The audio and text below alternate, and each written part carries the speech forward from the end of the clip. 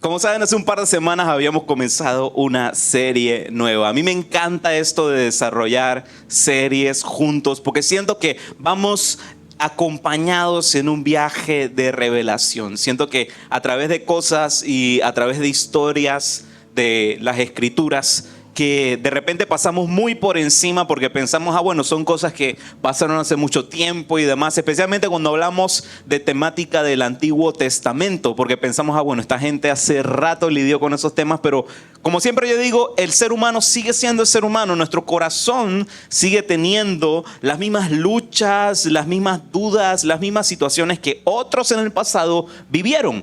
Y en esta temporada me preguntaba acerca de esto, pues, de el tema de las caras, el tema de repente lo que aparenta ser algo, pero de repente es otra cosa. ¿Y quién mejor para llevarnos a través de ese viaje que la vida de nuestro amigo Jacob?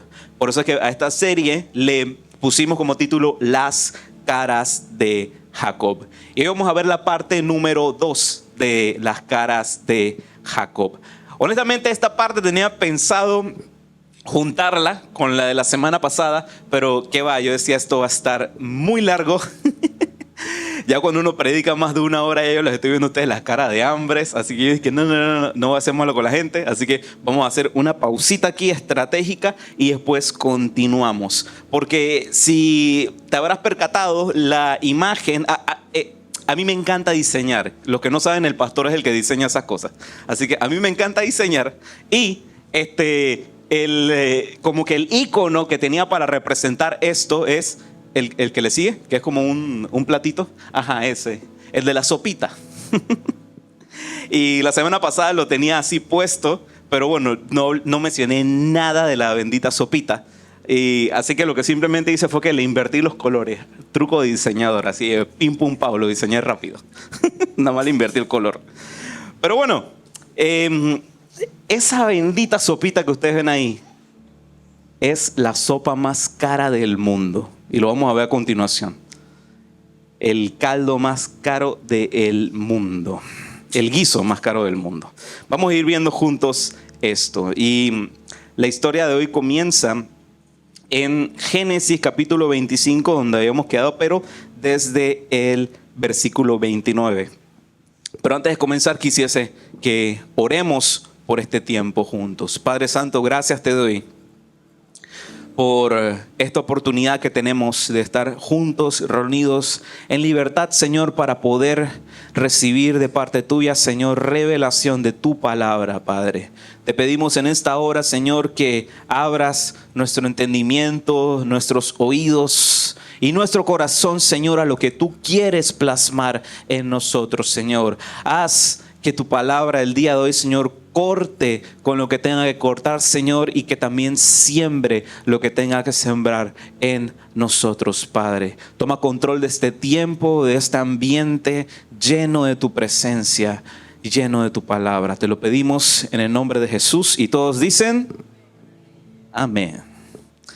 Bueno, vamos a entrar en materia. Génesis 25, desde el versículo 29 en adelante. Si tienes allí, ahí voy a hacer un repasito de lo que fue la semana pasada para recordar más o menos dónde habíamos quedado.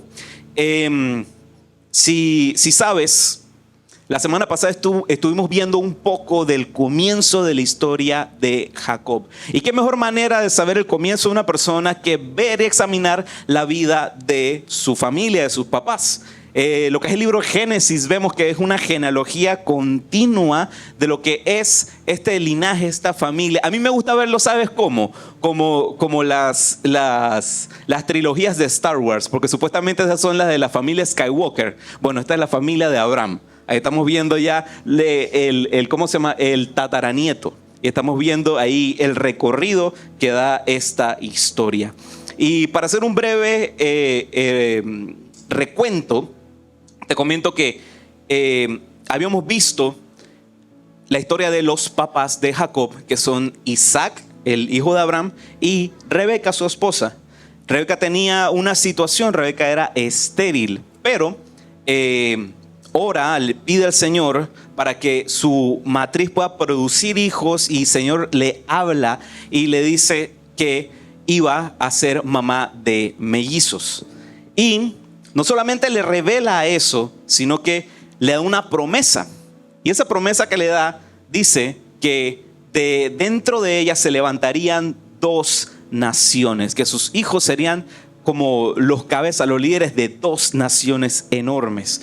Una sería más fuerte que la otra, no especifica cuál, simplemente dice que una sería más fuerte que la otra y que el hijo mayor serviría al menor. Y lo último que vimos es esto que encontramos en el capítulo 25, versos del 27 al 28, que dice de esta manera: los muchachos fueron creciendo y Esaú se convirtió en un hábil cazador. Él era un hombre de campo, pero Jacob tenía un temperamento tranquilo. Habíamos visto qué significaba ese tranquilo. Tam significa que tiene otra connotación. Vamos a verlo más adelante. Y prefería quedarse en casa. Isaac amaba a Esaú porque le gustaba comer los animales que cazaba, pero Rebeca amaba a Jacob. Fácil de entender. Esaú, favorito de papá. Jacob, favorito de mamá. Era ese choque, esa tensión que existía en casa. Esaú era el favorito del papá por las cualidades que habíamos visto la semana pasada, que Isaac era una persona totalmente polo opuesto a lo que era Esaú. Era sumamente más dócil, tranquilo, y Esaú era más indómito, le gustaba ir a cazar animales, a estar metido allí, a ser el George de la selva.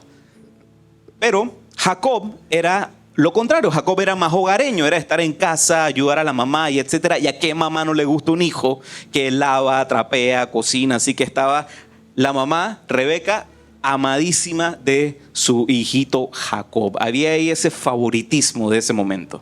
Entonces ahora seguimos donde nos quedamos la semana pasada, que era a partir del capítulo 25, pero desde el verso 29. Y dice así: cierto día, mientras Jacob preparaba un guiso, Esaú regresó del desierto, agotado y hambriento. Esaú le dijo a Jacob: me muero de hambre, dame un poco de ese guiso rojo. Así es como Esaú obtuvo su otro nombre, Edom. ¿Qué significa rojo? Literal, rojo significa Edom. Muy bien, respondió Jacob, pero dame a cambio tus derechos de hijo mayor. Vamos a ver un poquito dos clases de contextos, lo que es la etimología, estamos viendo, y cuál es el contexto cultural de este tema del guiso rojo. Fácilmente Esaú vimos la semana pasada que se traduce literal a velludo, o vimos también que es piel como de cordero. Pero como vimos igualmente la semana pasada, nombres no es simplemente nombre. Nombre era algo que se colocaba a hijos y a descendencia por alguna razón. Y en este caso, el nuevo nickname, el nuevo sobrenombre que le habían puesto a Esaú a partir de eso era Edom, que literalmente significa rojo. Ahora, un poquito de contexto cultural de esto. ¿Cuál es el tema de lo del rojo? Rojo es igual a sangre. Y sangre en sí es igual a vida. En ese tiempo la sociedad era, digamos, como que muy esotérica en ciertas cuestiones. Y entonces, como no había nada de estudios y demás, aunque bueno, se acercaron mucho a dar con la conclusión de que lo que corre dentro de nosotros es lo que nos da vida. Y lo que corre dentro de nosotros es sangre. Así que lo que es el color rojo lo asocia a sangre y sangre lo asocia a vida. En otras palabras, lo que ellos creían es que si me hace falta vida, si estoy cansado o tengo alguna situación interna que me hace falta vida, necesito es comer vida. Así que ahí ya podemos darle un poco de sentido porque cuando llega Esaú, llega de una manera así tan desaforido a, ay, quiero comer eso que tienes ahí, ese guiso rojo. porque venía totalmente desfallecido y dice, no hombre, necesito eso, necesito vida. Ese es el Red Bull que necesito en el momento. Necesito algo que me dé un kick. Así que asocia eso de esa manera. Y Esaú llega con hambre después de cazar. Estaba en el desierto cazando y ve en ese momento a su hermano cocinando aquel guiso rojo. Y definitivamente exageró. Porque el man estaba así todo, me estoy muriendo. Necesito comer de aquello que tienes ahí, de ese guiso rojo. Entonces, Jacob le dice, ok, te doy, pero dame a cambio tus derechos de hijo mayor. Y fácilmente podemos ver ya desde ese momento que definitivo existía una hostilidad entre los hermanos. Existía cierta tensión entre los hermanos. Y durante las próximas semanas seguiremos viendo que toda la vida de Jacob está rodeada en torno a luchas, a situaciones difíciles. Y la de su hermano no va a ser excepción. Vamos a seguir topándonos con esto en las siguientes semanas. La vida entre hermanos es una competencia, no te voy a mentir. ¿Cuántos tienen hermanos aquí? Bueno, entonces todo el mundo sabe lo que estoy hablando. Todo el mundo sabe lo que estoy hablando. Cuando era, qué sé yo, el momento de jugar, de elegir quién era quién, de seguro siempre el mayor era Batman y el menor era Robin. De seguro siempre que el mayor era el Power Ranger rojo y el menor era el azul. O sea, siempre existe ese tipo de relación entre hermanos y es normal. Aún así también pasa pasa muy de seguido cuando son hermanos hombres, pero cuando pasa con las niñas es un poquito diferente, pero aún así existe. Mi esposa sabe de lo que estoy hablando, ¿verdad? Jamie con su hermano. Pero bueno, existe esa tensión entre hermanos y en estos versículos podemos por fin ver esa interacción. La semana pasada vimos más bien lo que eran las características y la personalidad de los padres de Jacob, pero ahora sí ya por fin entramos en el contexto de cómo se maneja Jacob y cómo es su relación con su hermano. Y la interacción que leímos hace un rato, te tengo una noticia, no fue improvisada. A simple vista, cuando leemos esta historia, podemos pensar, no hombre, fue ahí de suerte que de repente llega Esaú y de la nada ahí estaba Jacob cocinando. No, vemos cierta intencionalidad.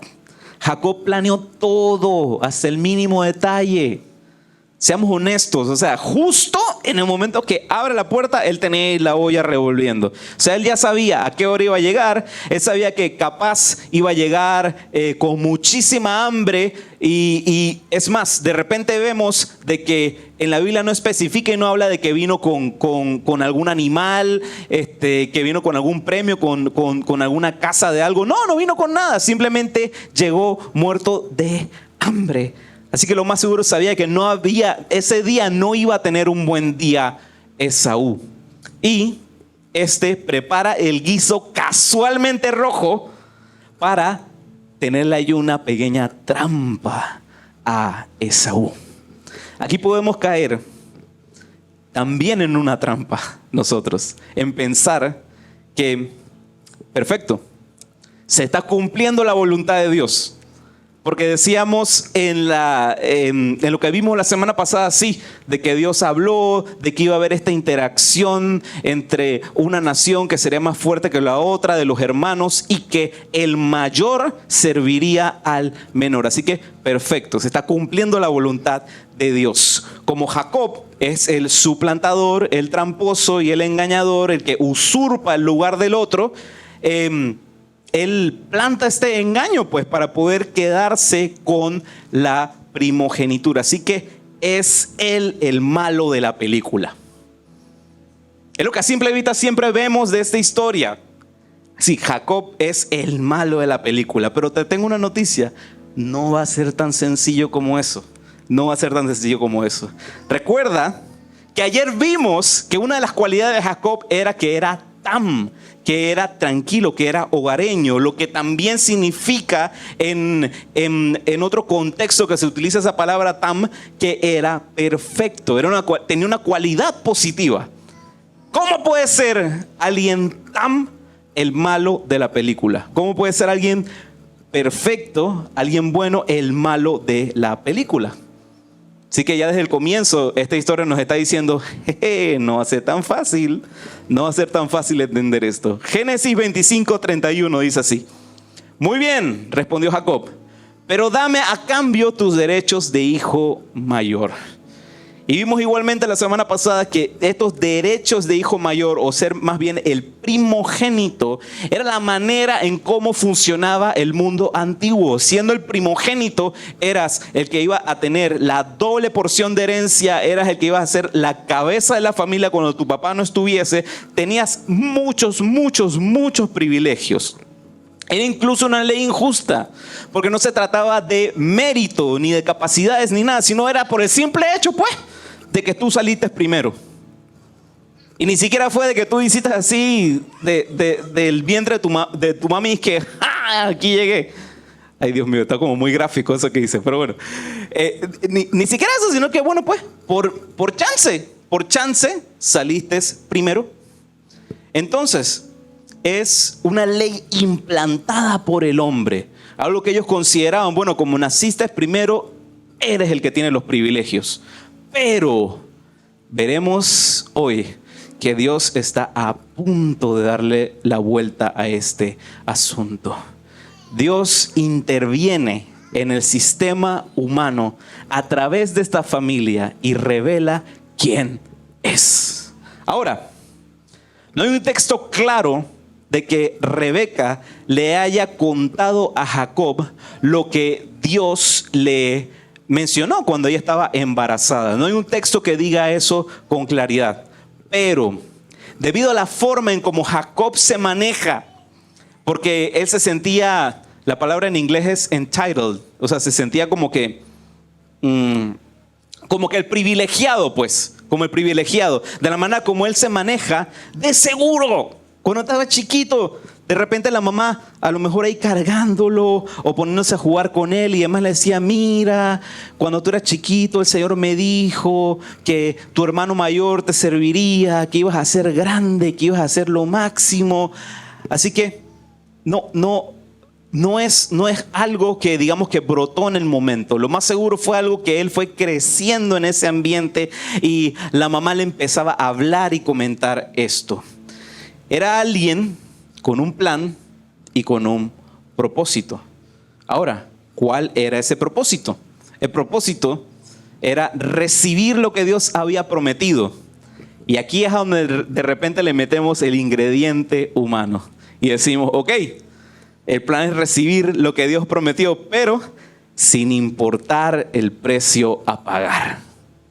Rebeca seguramente, por su personalidad, y eso lo vimos la semana pasada también, de ser así de armas a tomar, comienza pues a ver de qué manera le abre camino a su hijo para que se dé lo que Dios había prometido. Y todos amamos apoyar al equipo ganador. Mira, yo soy cero futbolero, cero deportista. Lo siento, yo sé que en eso su pastor les va a fallar como nunca. Yo no soy así que, ay, el partido yo no sé quién y tal. Yo no soy así. Lo siento, sorry. Y lo gracioso es que cuando me preguntan es que, hey, ¿a cuál equipo le vas? Lo que yo siempre contesto es que al que gane. Porque a todos nos gusta hacerle porras al equipo ganador. Nadie le gusta hacerle porras al perdedor. Así que prácticamente es lo que vemos en la vida de Rebeca. Como Rebeca sabía que su hijo Jacob iba a ser el ganador, bueno, me voy a enfocar en este. Ahora, ¿cuál es el plan de Jacob? Él se pone a pensar, bueno, siempre cuando viene mi hermano Esaú, viene muerto de hambre a casa. Así que voy a setear esta trampa porque lo más seguro viene frustrado para esta vuelta, salido de cierta manera, no se llevó la flecha supersónica que tenía ahí guardada, así que de seguro hoy no caza nada, así que tendré allí preparada la sopa para su llegada. Llega Esaú y ve aquel guiso rojo, apetecible, sabrosísimo, no sé, lo más seguro le puso cubito Maggi y de todo, así que estaba así, esa sopa estaba tremenda. Mi esposa hace sopas muy buenas, Jamie hace sopas muy buenas. Si Jamie los invita a una sopa, digan que sí. Entonces, llega y se antoja de esto, se lo pide Esaú a Jacob, pero Jacob le dice, está bien, te doy, pero no así, te la pongo de una vez, sino que te voy a poner primero por delante mis condiciones. Y es donde vemos que dice, muy bien, respondió Jacob, pero dame a cambio tus derechos de hijo mayor. Y me encanta de la manera como lo dice, porque prácticamente pudiéramos tachar allí la palabra que dice tus y poner mis. Dame a cambio mis derechos de hijo mayor. Porque prácticamente Jacob siente que esto le pertenece a él. Por más de que no era él el que nació primero, no. Son mis derechos de hijo mayor. La promesa de Dios a nuestro antepasado Abraham me debe tocar a mí. Ahora, Jacob no deja por fuera lo obvio. Su actitud demuestra una débil relación con Dios. Jacob conoce a la promesa, mas no conoce al Dios que la prometió. Jacob solo quiere un resultado final.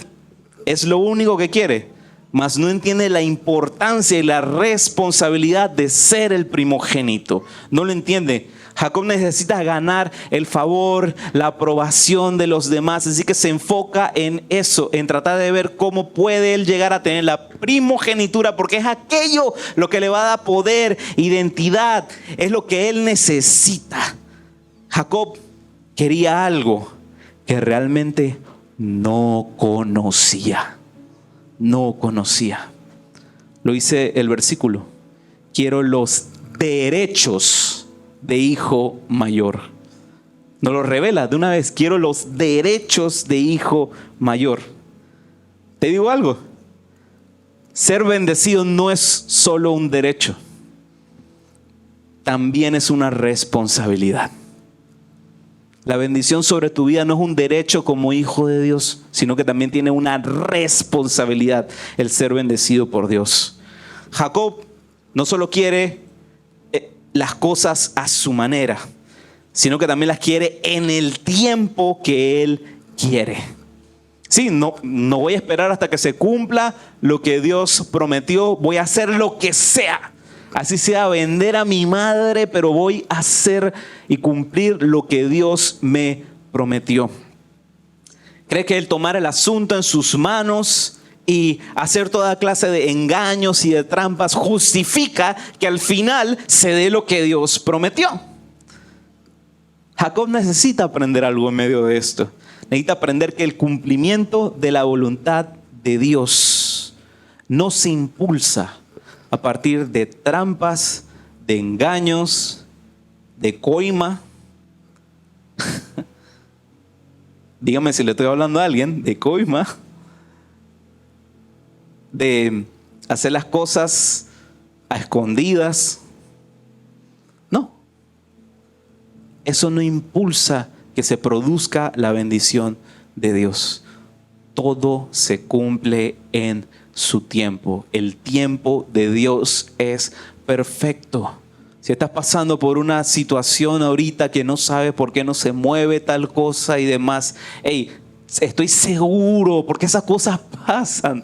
Me da risa, cuando uno no está caminando en Cristo, nada de esas cosas le suceden, pero cuando estás ahí, sí de repente te viene alguien y dice, pero tú sabes, si metes un billetito por acá, eso sale para adelante de una vez el permiso de trabajo, o sale de una vez ahí el proveedor de una vez va a querer hacer las cosas contigo. Estoy seguro, esas cosas pasan. Cuando uno camina con Cristo, eso se te pone por delante. Pero aquí es donde te tienes que tomar el tiempo, hacer una pausa y preguntarte, ¿lo que voy a hacer ¿Es en mis fuerzas o es en las de Dios? Abraham quiso adelantar la promesa. Este caso también sucedió con Abraham, con el antepasado de Jacob. Su esposa Sara no podía quedar embarazada. Y en esa frustración que tenía, porque Dios le había dado una promesa inmensa a Abraham, le había hecho que sus descendientes iban a ser más extensos, más incontables como las estrellas del cielo, y que de él, las generaciones de las generaciones serían bendecidas. Y no tenía un solo hijo. Y estaba ya viejito. Así que entre él y su esposa toman la decisión, bueno, tengo aquí esta esclava, podemos tener hijos a través de ella. Y ahí es donde nace Ismael. Y ya sabemos cómo terminó la cosa. Una situación sumamente complicada. Como seres humanos, tratamos a cualquier medida de justificar los caminos torcidos que a veces tomamos, con tal de que se cumpla la voluntad de Dios en nuestras vidas. Si el resultado es el esperado, bueno, todo valió la pena. Pero no. Falso. Falso, falso, falso. Para Dios es tan importante el resultado final de las cosas como el camino que tomamos para realizar las cosas. Y te tengo aquí rapidito un versículo que nos habla sumamente claro de esto. Romanos 3 del 5 al 8. Y dice así: sin embargo, algunos podrían decir, nuestro pecado cumple un buen propósito, porque muestra a otros lo justo que es Dios. ¿No es injusto? Entonces que Dios nos castigue. Esto no es más que un punto de vista humano. De ninguna manera, si Dios no fuera completamente justo, ¿cómo tendría autoridad para juzgar al mundo? Sin embargo, alguien podría seguir argumentando: ¿por qué Dios me juzga como pecador si mi mentira realza su veracidad y le da más gloria a Él? Algunos incluso nos difaman asegurando que nosotros decimos: cuanto más pecamos, mejor. Los que dicen tales cosas merecen ser condenados. El fin no justifica los medios. El fin no justifica los medios. Jamás, jamás lo hará. Jamás. Ahorita estamos viendo que vivimos en una temporada muy turbulenta en cierta zona de Oriente Próximo y Oriente Medio. Lo que es esta agrupación de gobierno de Palestina, con una mentalidad sumamente nefasta, empezó hace un par de semanas a atacar a Israel. Y yo sé que en medios de comunicación dice sí que libre Palestina, que están sufriendo pues la ocupación de Israel y demás, pero si nosotros vamos a la historia, vemos otra cosa. Vemos otra cosa. El fin no justifica los medios. El fin no justifica a los medios. Jamás. El derramamiento intencional, porque una cosa es defender. ¿Sabes? Dentro de los mandamientos, la Biblia, cuando dice no matarás, en realidad esa palabra la tenemos mal traducida, ¿sabían? En el hebreo original no dice matarás, dice no asesinarás. Asesinar es ir, meterle 2 tiros a una persona que simplemente se está tomando un café, nada más porque quise, pues. Sin embargo, matar es: estoy en una situación de que están a punto de volarme la cabeza a la persona que viene delante de mí. ¡Pau! Me tengo que defender. En otras palabras, no podemos justificar un acto de terror con tal de decir, bueno, es una nación que se está liberando. No, eso no es así. Dios no contradice su palabra, jamás. Dios jamás contradice su palabra, no va contra su propio carácter. Y hoy en día vivimos ese tema del relativismo moral. Estamos todos rodeados de puros grises, pero no es así. Dios no contradice su palabra. El cristiano no ha sido llamado para ser relativamente moral. El cristiano ha sido llamado para seguir lo que la palabra de Dios, sus preceptos, su corazón nos impulsa a hacer. Hacemos lo correcto no porque sea fácil. Hacemos lo correcto porque es lo correcto. En Génesis 25:32 vemos lo siguiente. Mira, me estoy muriendo de hambre, dijo Esaú. ¿De qué me sirven ahora los derechos de hijo mayor? En otras palabras, Esaú dice, ¿sabes qué? No me importa nada de este enredo de ser el hijo mayor y esas responsabilidades. ¿De qué me sirve? No puedo comer primogenitura. ¿De qué me sirve esto? No puedo comer primogenitura. Me da igual este tema de ser el hijo mayor. Y si eso es lo que quiere Jacob, toma eso. Vemos que Esaú reacciona en caliente. Reacciona en caliente y simplemente dice, ¿y sabes qué? No tengo ningún problema con esto. Quédate con mis derechos de hijo mayor. Y dice, decir que tengo mucha hambre, me estoy muriendo, necesito esto. Y Esaú demuestra, en otras palabras, que era un hombre sumamente impulsivo. No le importa el futuro. Ahí no podemos pensar de que, bueno, que él se puso a tirar línea. Ay, ¿qué pasará si en un par de años tengo este tema y yo siendo el responsable de la familia? Nah, ¿qué va? Él simplemente dijo, hey, tengo hambre ahora, así que dame aquí esa sopita. Y es interesante cómo más adelante en el Nuevo Testamento vemos cómo se retrata esta decisión que tomó Esaú. Y lo vemos en Hebreos 12.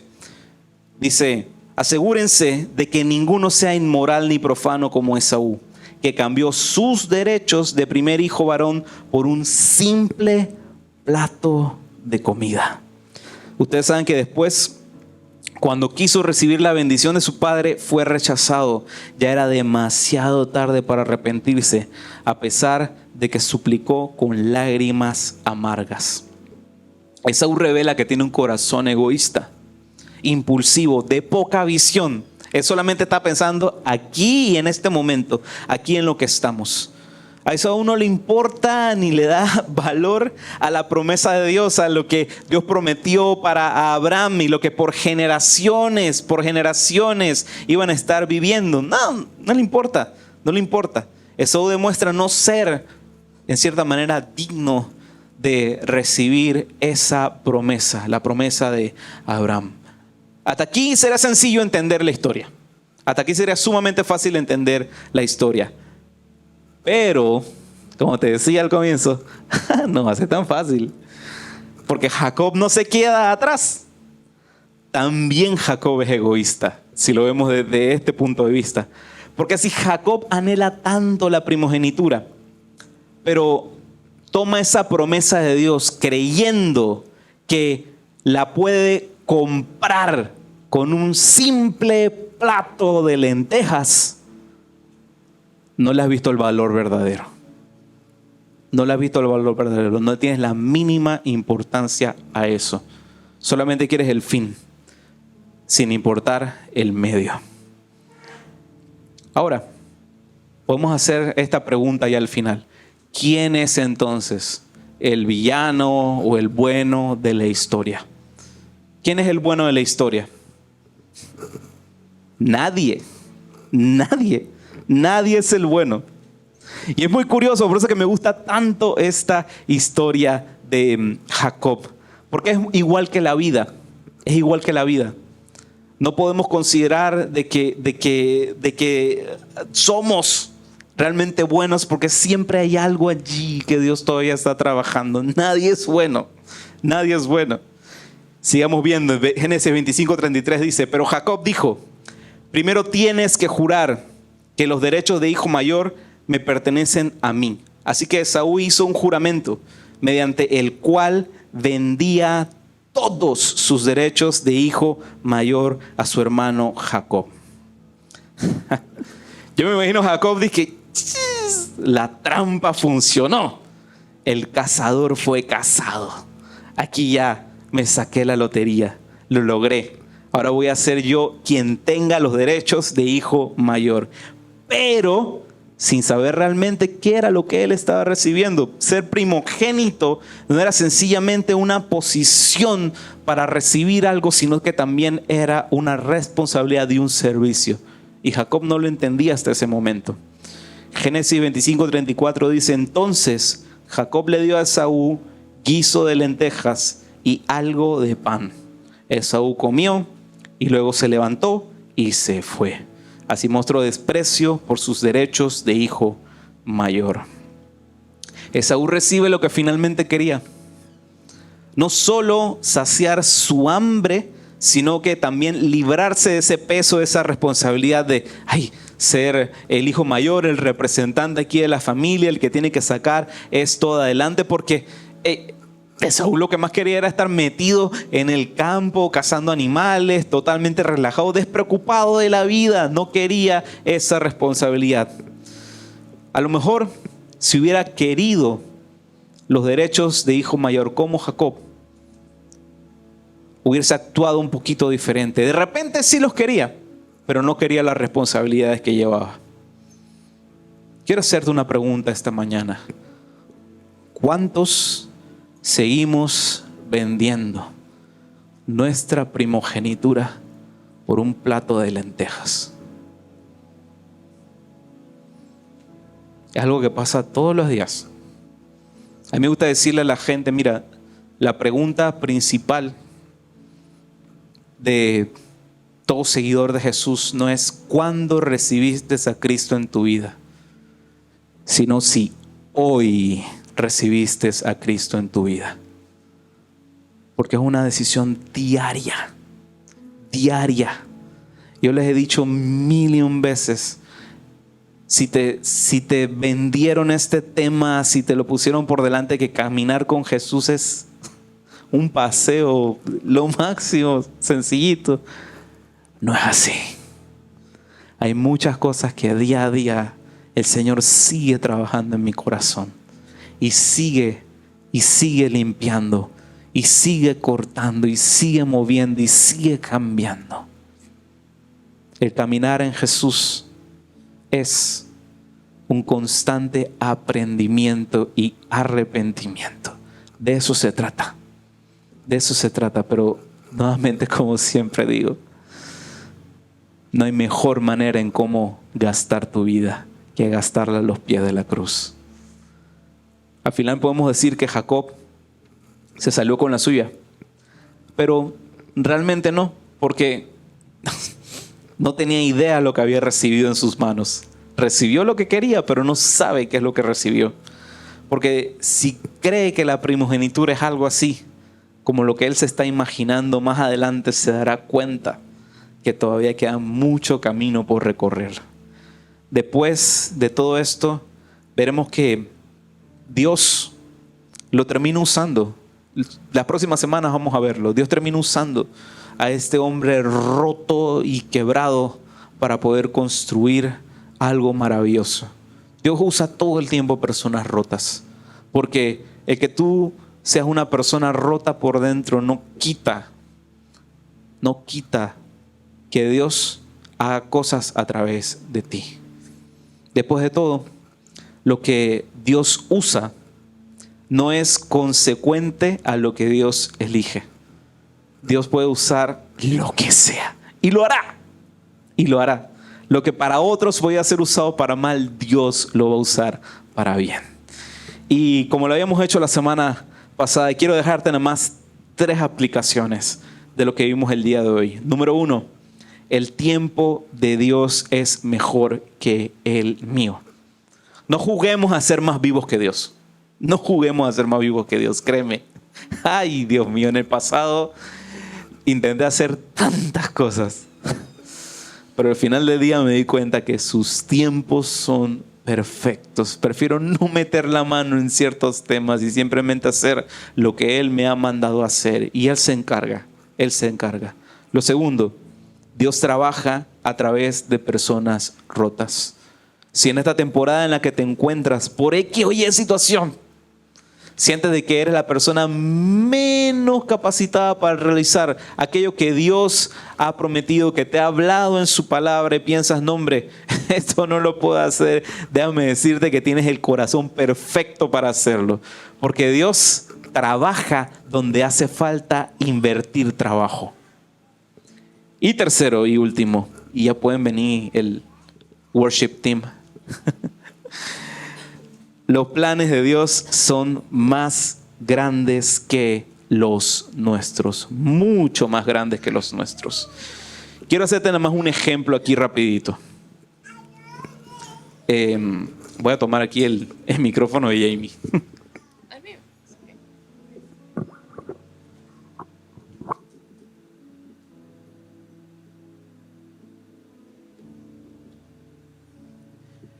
Mira, tengo en mi mano un cable, ¿no? Es que te iba a pedir si me podías conseguir un cable allá atrás para no desconectar. ¿Hay uno ahí? Ah, caramba.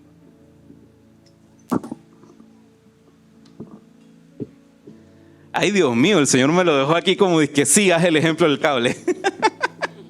Y yo ni tenía idea que tal cable es ahí. Bueno, quiero mostrarte algo. Los planes de Dios son más grandes que los nuestros. Y te lo voy a mostrar facilito con esto. Aquí tengo un cable en mi mano, ¿no? Si nosotros lo viéramos de esta manera, lo estamos viendo pues en toda su extensión, ¿no? Pero ¿qué es lo que sucede? A veces el ser humano tendemos pues a ver las cosas desde un solo punto de vista. Desde un solo punto de vista. Y normalmente es aquel punto de vista en el que Dios no está mirando. Normalmente nosotros vemos las cosas es así. Si tú estuvieras viendo aquí la puntita, nada más ves que un punto. Un punto ves ahí nada más. Sin embargo, Dios ve nuestra vida de esta manera. Dios conoce y sabe lo que estará desde el principio hasta el fin. No importa en qué punto te encuentras. ¿En qué punto te encuentras en este momento? Tenlo por seguro de que Dios tiene control de todo esto que está acá. Así es. Amén. Amén, así es. ¿Qué tal si nos colocamos sobre nuestros pies?